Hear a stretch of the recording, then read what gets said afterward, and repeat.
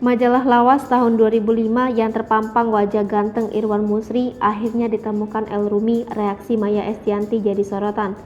Maya Estianty kini bahagia usai dinikahi pengusaha Irwan Musri pada 2018 silam. Menurut Maya Estianty, sang suami adalah sosok yang humoris, meskipun terkesan kaku pada awalnya. Lantaran sifat sang suami itu, Maya Estianty kini mengaku lebih sering tertawa. Irwan Musri disebut Maya sebagai sosok lucu dan kerap membuat lelucon. Alhasil Maya Estianty pun mengaku semakin jatuh hati kepada suaminya. Beberapa waktu lalu, Maya Estianty mengungkapkan cerita unik soal Irwan Musri. Hal itu bermula ketika putra keduanya, El Rumi, membongkar barang-barang di studio rumahnya. Tak sengaja El Rumi menemukan sebuah majalah tahun 2005. Tak disangka dalam majalah itu terpampang foto Irwan Musri ketika masih muda. Dalam foto itu Irwan juga masih memiliki rambut. Maya pun mengaku takjub melihat foto masa muda Irwan Musri yang cukup tampan di masanya. Bahkan mantan istri Ahmad Dhani ini berseloroh mengapa tak berjodoh dengan Irwan Musri sejak dulu. Unggahan Maya Estianty itu pun lantas banjir komentar. Mayoritas netizen menyoroti penampilan Irwan Musri belasan tahun silam.